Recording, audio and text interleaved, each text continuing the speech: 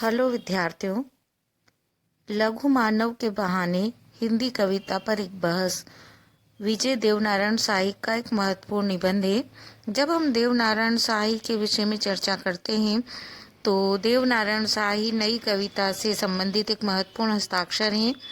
वे न केवल कवि हैं वरन समीक्षक भी हैं, बहुत अच्छे समीक्षक हैं वे। उन्होंने नई कविता में अनेक अच्छी, मार्मिक और बहुचर्चित कविताएं लिखी है।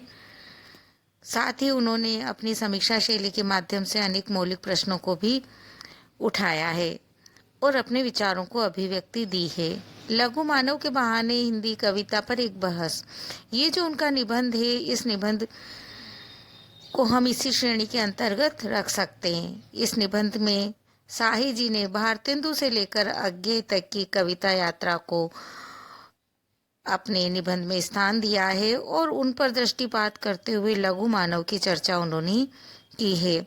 उन्होंने लघु मानव की चर्चा करते हुए यह प्रतिपादित किया है कि लघु और महत मानव जैसी किसी कल्पना को करना ठीक नहीं है। मानव मानव होता है और उसे हम अधिक से अधिक लघु महत न कहकर सहज मानव कह सकते हैं।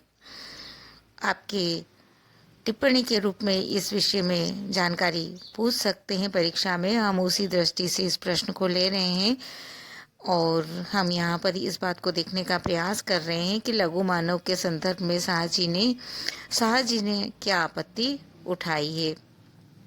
उन्होंने जो आपत्ति उठाई है वह यह है कि लघु मानव सहज मानव का विरोधी नहीं होता। उन्होंने ये टिप्पणी दी है कि हम सहज मानव या मानव ही क्यों न कहें, लघु या अन्य रूप उसे क्यों दें। और इसका कारण भी उन्होंने दिया है कि सहज मानव या मानव की किस झलक को हम देख रहे हैं और उस असीम की कितनी सजीवता हमारी पकड़ में आ रही है। वास्तव में हमें ऐसी शब्दावली का प्रयोग करना चाहिए जिसमें मनुष्य मनुष्य बना रहे।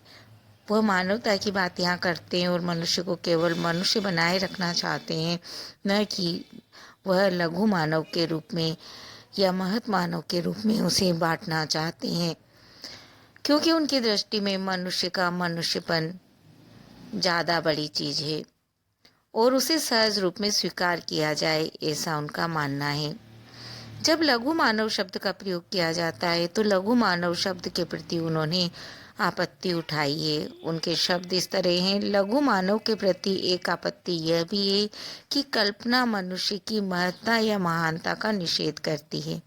मनुष्य का जो सर्वश्रेष्ठ है, सबसे विराट है, उससे हमारे संबंध को तोड़ देती है। मुझे इसमें शाब्दिक चमत्कार ज़्यादा दिखाई पड़ता है, तत्व कम, क्योंकि सत्य यही है कि लघु महत में ऐसी कोई दुश्मनी नहीं है जैसा कि शब्दकोश बतलाता है। इस संबंध में मैं प्रसाद जी की सूक्ष्म दृष्टि का हवाला दूंगा और उन्होंने प्रसाद जी को यहाँ कोट किया है और वह क्या आगे कहते हैं, जहाँ उन्होंने यथार्थ को लघु से और आदर्श को महत से संबद्ध किया है और यथार्थ और आदर्श दोनों को समन्वित दृष्टि से देखने की कोशिश की है।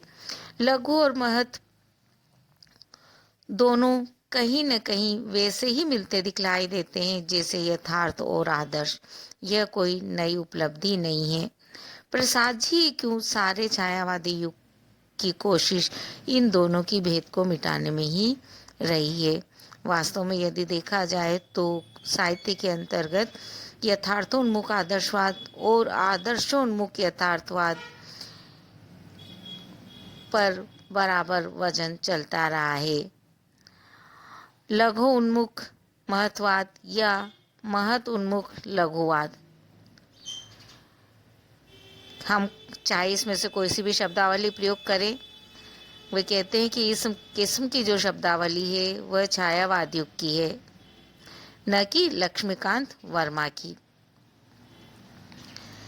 इसके अतिरिक्त शाही जी ने इस बात को भी विवाद का, बहस का विषय बताया है कि लघु और महत, यथार्थ और आदर्श जहाँ मिलते हैं उस मरुभूमि की अनुभूति किस प्रकार की होती है। हमें इस चीज को देखना चाहिए। वास्तव में वे ये कहना चाहते हैं यहाँ पर कि यह स्थिति ऐसी आती है जहाँ लघु और महत उसी प्रकार मिल जाते हैं जिस प्रकार आदर्श और यथार्थ मिल जाते हैं। और इस तरह से यहाँ लेखक जो निष्कर्ष देना चाहते हैं वह यह है कि लघु और महत जैसे विशेषण मानव के संदर्भ में उचित नहीं है। पूरे निबंध में उन्होंने इसी की चर्चा की है और ये बात कहना चाहिए कि मानव या सहज मानव के रूप में ही उसे देखा जाना चाहिए, न कि लघु मानव के रूप में। आप इस वीडियो को शेयर करें, लाइक करें और सब्सक्राइब भी।